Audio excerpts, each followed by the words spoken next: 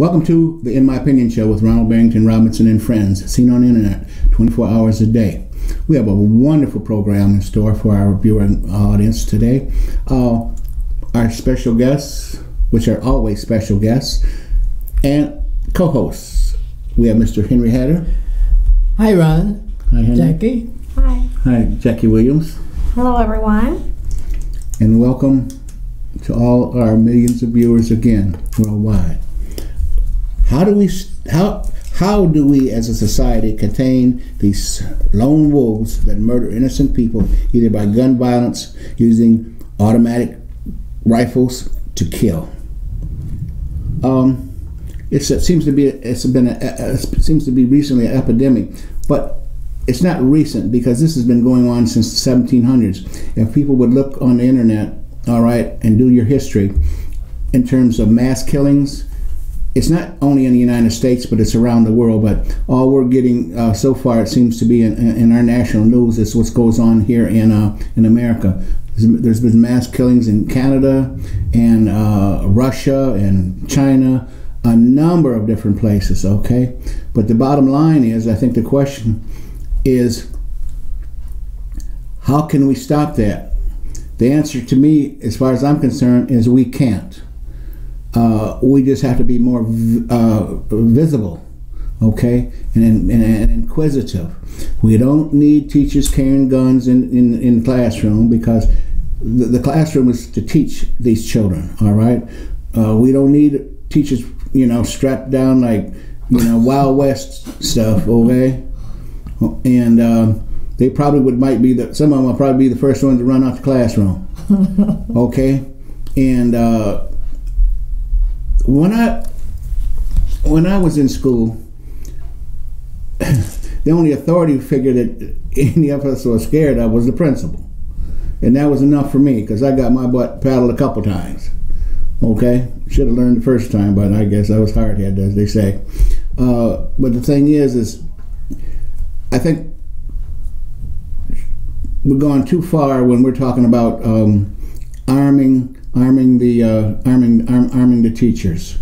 I think that schools need to be a little more involved in terms of, and you can't lock all the school doors either. So you might as well forget about that. Okay, but school monitors, a little more visible, being a little more visible in the school hallways, lunch times, catching a bus, and things of that nature. Jackie, what do you feel about these questions? Well, because this year alone, I wish I had the exact number, but we've had so many school shootings that our young people have become their own advocates, and they're standing up and they're demanding that we do some changes. But just in the few shootings that we had, if you just go back and just look at the similarities, one of the shootings that just happened, it wasn't that the child was old enough to have a gun, but he just took his parents' gun. So I'm thinking that, we have to do an accountability factor here. So if you are one of the ones that have guns in your house, and don't get scared, I'm not trying to take your guns from you, I'm just asking for you to lock them up. Be a good steward over what you have. Lock them up so your kids are not able to easily access them. And then the other thing I'm thinking of is, social media is so great right now. We have to use it to our benefit. We have to hold Facebook accountable and the other Twitter. We have to hold all of them accountable. So we need security on the lines where they're checking periodically people's posts to make sure that they're not, because they said all of these people that have went on to kill, you look at their posts and they had like questionable postings where they're having, some kind of anger issue, because not the last one, but the one before, he was most likely to be a shooter. That's what they said he was. So he had characteristics. So why didn't they get him some help? So, it's just some things that we can do, or a hotline even, because as your President Trump is saying that we should give guns to the teachers. Well, in the school that they had in Florida that just had the shooting, not the last one, but the one before that, it was a secure person on site with the gun. And he said it's just but you can't do anything against the type of gun that he had. So that's not the answer either. But we need to come to the table and have a conversation, because our kids should not have to go to school and fear not being able to come home, or have to continually bury their friends at a young age, because this is staining, you know what I mean, mentally. You know, this has to be very uncomfortable and very stressing. Mm-hmm. Yeah, it has to be. It has to be, because there's enough things going on in the classroom. Like my daughter, she's in advanced placement and in biology and in trigonometry. I mean, that stuff, those things that she brings home in terms of schoolwork, I don't have the foggiest idea what that stuff is. You know what I mean? Right. Not the foggiest. Okay, so there's enough concentration on just doing your schoolwork, not having to worry about that there's going to be some idiot that wants to shoot people. Okay, and these folks are serious. And as far as they want to say it's all mental illness and this, that, whatnot. But I think a lot of it is spurred by social media too. Okay, and the and the ability to have AR-15 and like that guy in Las Vegas. Okay, he was a grown man, right? And shot down there and killed 40 people. Yeah. I mean, it's crazy. This is outrageous. And folks, let me tell you something. The NRA is not going to stop what they're doing. Trump is not going to do anything to stop the purchase of guns, and because he can't. Right. Okay, that's our Second Amendment right. To have guns. They might limit as far as how many you might be able to have, but that's something to be determined, later on, and probably then it's not going to be fully implemented. Henry? I agree with what you both said, and we should have some variation in what we talk about here. But I can't find anything wrong with when you said that teachers should not be armed with guns. Teachers are vowed to teach our children. They're vowed to protect them at any cost, even with their lives. And they're vowed like a mother does. A mother will attack a bear if a bear attacks her child. Most mothers would do that. They would die for that child. Right. And teachers, if they have adopted the traditional view of teachers, and that is that they're to protect their children. And studies have shown that parents care more about safety than they care about academics. You've probably all seen those studies.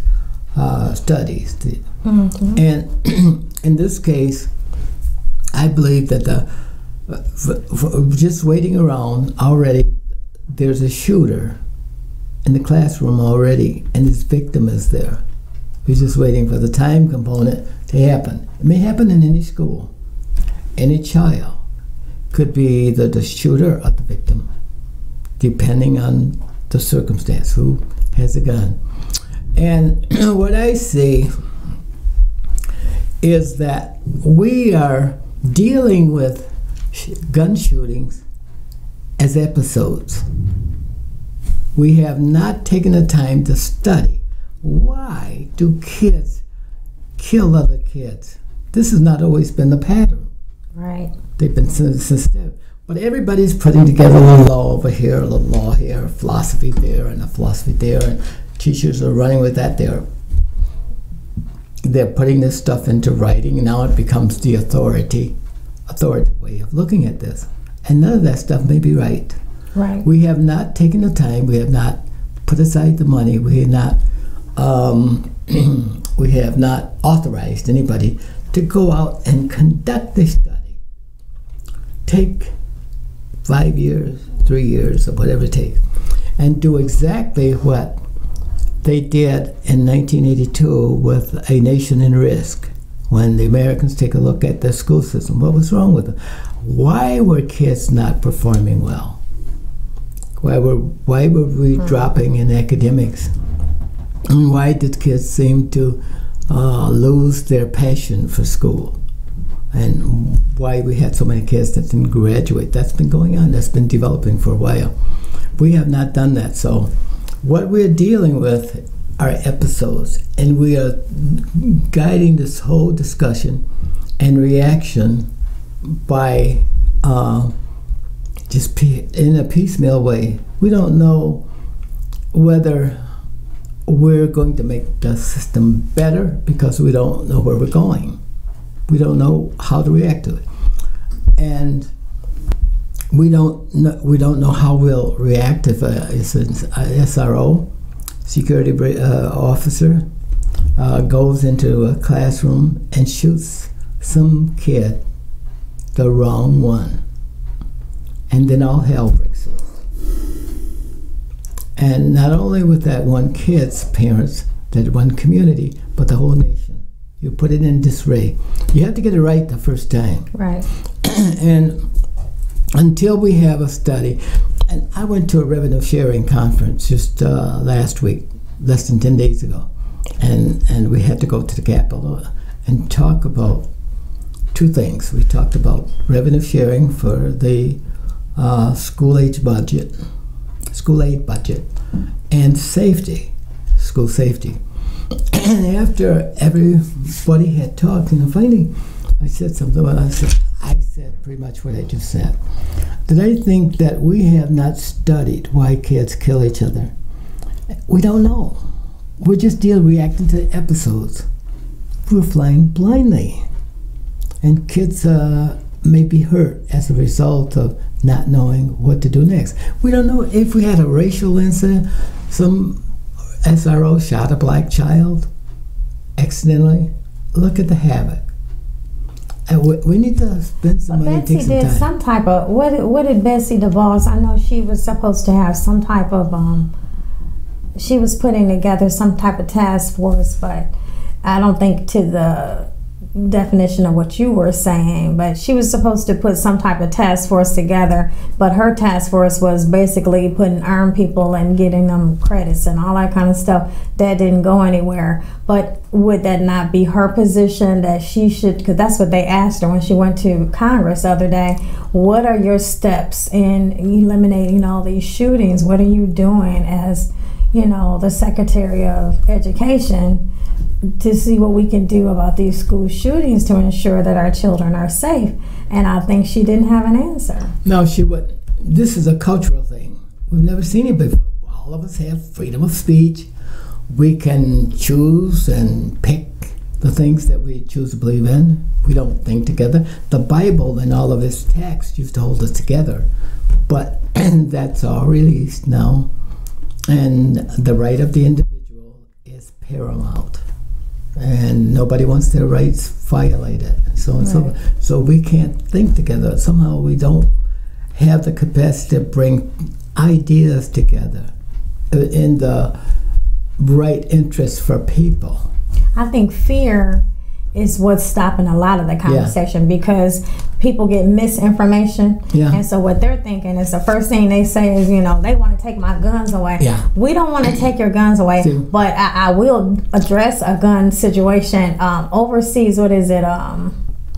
London or one of them. They don't allow the type of weapons that we have, The misinformation is feeding all of this.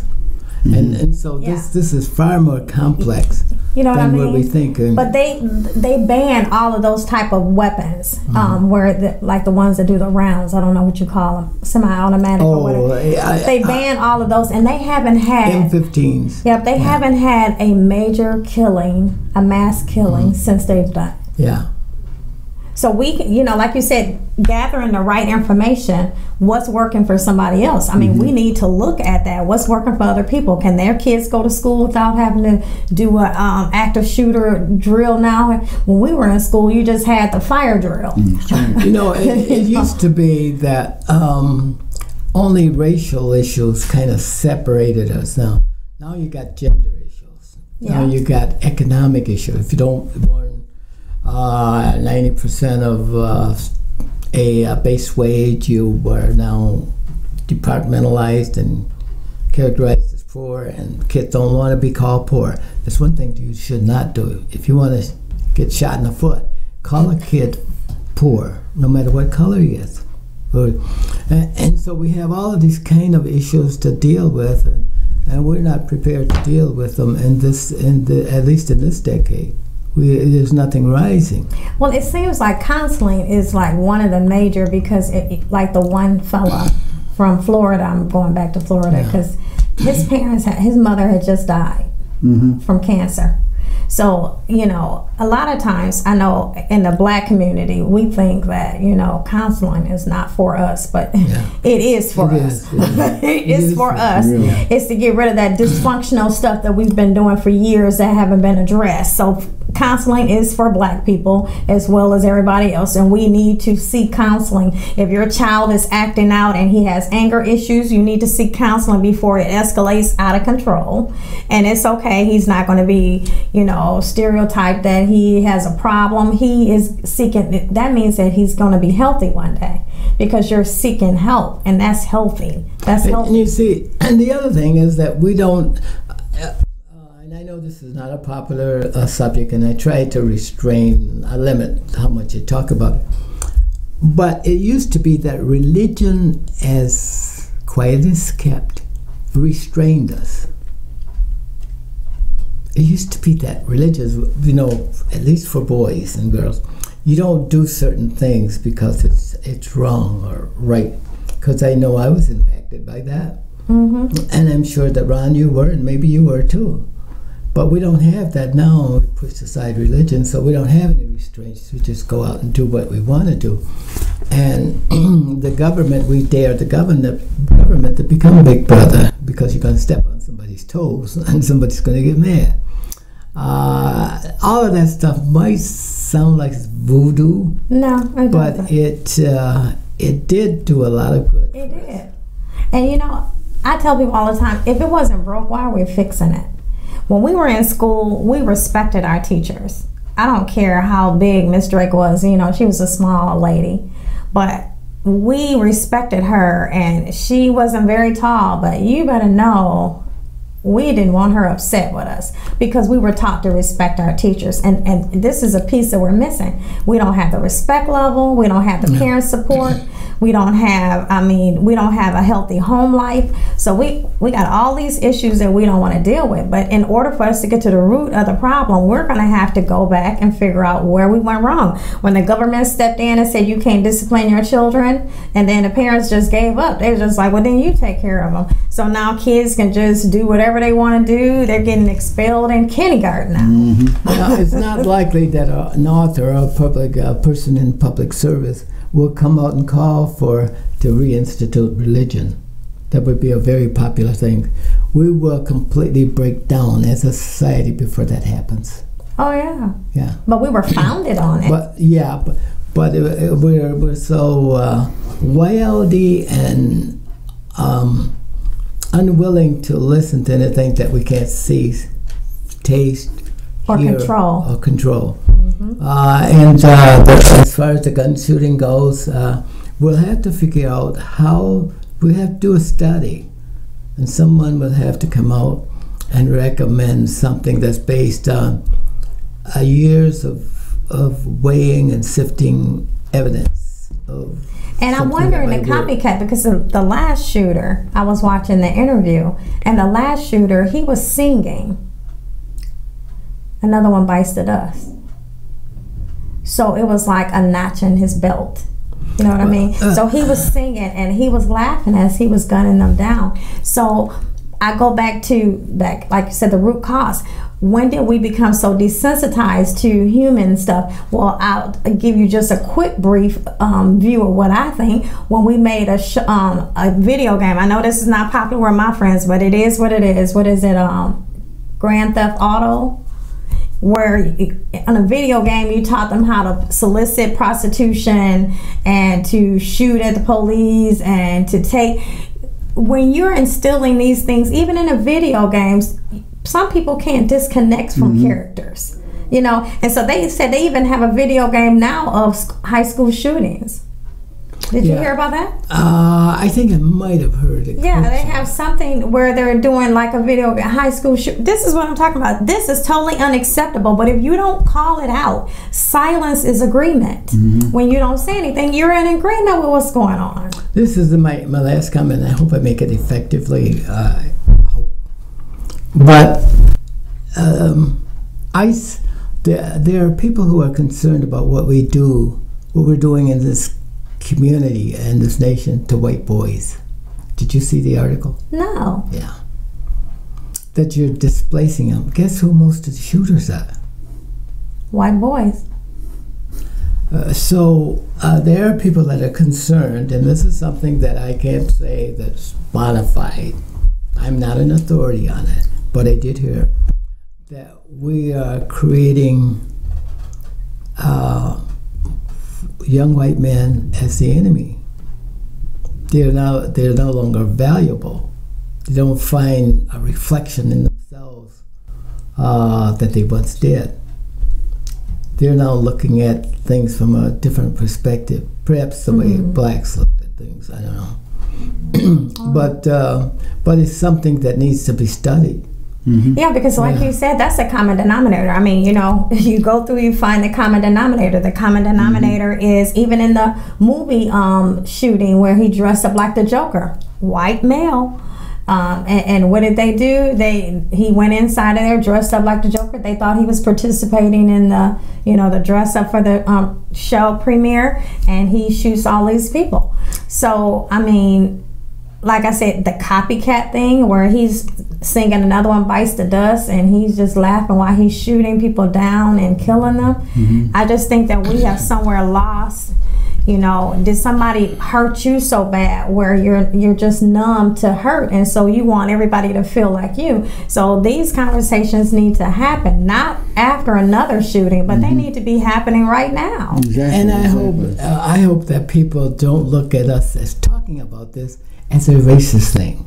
No. We're talking about issues, right? And other people have brought that to bear, and we dare have the courage to mention it here so that other people can share what we know, what we see. Because it's not when someone dies, it's not a black or white issue. It's a dead issue, and people are hurt regardless of what color you are. So we don't want anybody to have to see their kid off in the morning for school and not see them again because of some foolishness in the school. So we stand for whatever we need to do. Let's do it. I'm like you, Henry. We're not doing anything. We're just like, we're waiting for the next episode. Like you said, we're waiting on the next episode because we're not doing anything to prevent it. Because we became too insensitive, all right, to these killings, and which is unfortunate. You know, I found that, you know, that why are our kids so mad all the time? You know what I mean? And I have never, and sometimes I have to ask my daughter, why are you so mad? I don't know. I don't think they do know. But they're just angry, all right, for no apparent reason. Right. And also too, I think school should be funded like it's supposed to be funded. Right. All right. Why they keep taking money out of the schools? And with the minute we got left, Henry, why do they keep taking money out of the schools? The state is broke, and funding is 90%, 95% of the funding comes from state sources, and that comes from the tax dollar or the sales tax, and that makes up the 6% of the budget. I mean, we have in our school budget we have $15 billion. That's what it costs us to educate our kids in Michigan. That's about $8,000 per child, and we have and they're taking money out of the school aid account and transferring it into building roads. the wrong thing to do. But people say, oh, the roads are important. We got to have those. And, you know, we got to change our priorities someplace. But I thought we just taxed the gas to fix the roads. Not enough. And also we did the increase to the driver's license. Remember? Yeah, that's not enough. Oh my goodness. We're money deficient. The state took money away from education several cases over the last 20 years, and we never got it back. So we. It's going to get worse, and what happens is the legislature will take money out of one account to fill the other, only until somebody squabbles. About what's gone. And we keep trading. Who heard this week? Who did they get? Yeah. What do they call them? Trading seats or something like that? Yeah, that is what's happening, and it looks as though eventually we're going to have to. Oh, and another thing is, why not pay the educators? Yeah. This is like you were saying, preparing for leadership. Yeah. These people have the job of nurturing our children to become doctors, lawyers, nurses, whatever. And you're not going to pay them? And you want to pay them at the bottom of the scale? And they have the most important job? That's right. That makes no sense. They inspire our kids to become what they are. That makes no sense. They spend the most time with our kids. And some of them are sick. Yeah. Maybe if you pay them more, they can get some help. Yeah. Good point. And you want to give them a gun? Not likely to be the smart thing to do. Right. Real quickly, Starbucks closed 8,000 stores nationwide for racial bias training. Is this a good thing? I think it's a start. It's a start because I listened to the CEO I listened to the CEO talk about it, and what he was saying was this is just a start. So they're going to have some more trainings, but it's back to what you were saying. It's just like little by little, but we're doing something. So when he realized there was a problem in his shop, this is what he said: we're going to close down and we're going to do 4 hours of sensitivity training, because some people have not been exposed to opposite race and they don't know how to deal with it. And you know, the irony is that Starbucks didn't have to close down just to protect the interests of black people, because there are not enough numbers of us to really hurt their business. But what they were afraid of was the American people. The reaction of the American because people. They were That's upset. What the potential is. Yeah, they were upset. Because we stood together, not divided. We stood together. Yeah. Because the lady that was most enraged was the one who was in there, because she was very upset. But they donated the money that they received. It's 2 black men. They donated the money as a scholarship, correct? And I thought that was commendable. You know, those kind of things need to be addressed, that we resolved it. This is what they did. You have to show, you know, where stuff have been resolved versus just another case, and another case. So, you know, it probably wasn't just, that was probably the icing on the cake, those two guys, okay? I'm sure that they've had issues through, you know, in a number of other places, okay, for the CEO to do what he did. All right, which is a start, which is a great thing, and I hope that it happens more often. This has been a very good conversation. Unfortunately, we don't sometimes have time to really delve into this stuff, but until next time, this is Ronald Barry Robinson and friends saying, until next time, stay focused.